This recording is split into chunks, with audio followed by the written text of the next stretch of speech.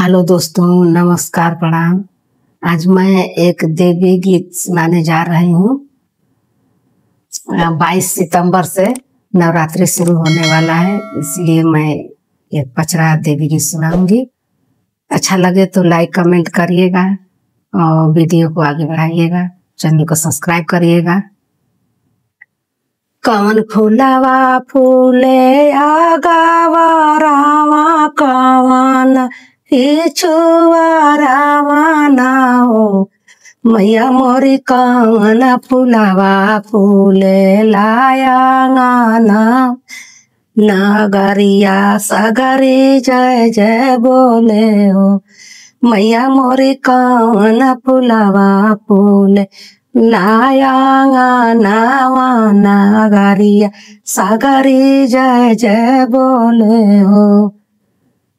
बेल फूलवा फूले आगवा रावा चमेली तिछुआ रावाना हो, मैया मोरी अड़हुला फूलवा फूले लाया गाना, नगरी सगरी जय जय बोले हो, मैया मोरी कौन फूलवा फूले लाया गाना, नगरिया सगरी जय जय बोले हो।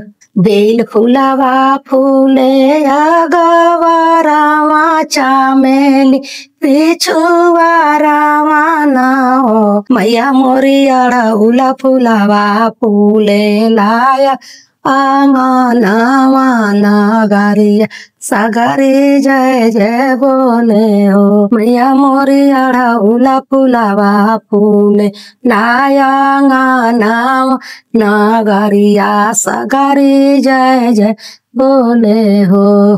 के करा के भावे ला बेलिया तो के करा के चमेलिया ना हो, मैया मोरी के करा के भावे अड़हुलवा, नगरिया सगरी जय जय बोले हो, मैया मोरी के करा के भावे अड़हुलवा, नगरिया सगरी जय जय बोले हो।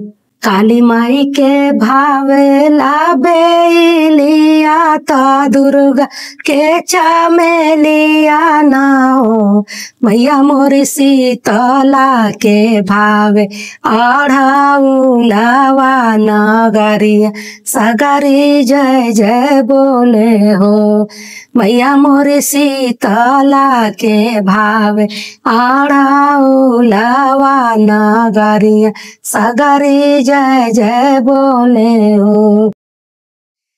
केथुआ में लोढ़ा बेलिया ता केथुआ में चमेलिया ना हो, मैया मोरी केथुआ में लोढ़ी अड़हुलवा, नगरिया सगरी जय जय बोले हो, मैया मोरी केथुआ में लोढ़ी अड़हुलवा, नगरिया सगरी जय जय बोले हो। हाथवा में लोढ़ा बेलिया तो डलिया में चमेलिया ना हो, ओ मैया मोरी आचारे में लोढ़ा अड़हुलवा, नगरिया सगरी जय जय बोले हो, मैया मोरी आचारे में लोढ़ा अड़हुलवा, नगरिया सगरी जय जय बोले हो। जय माता जी।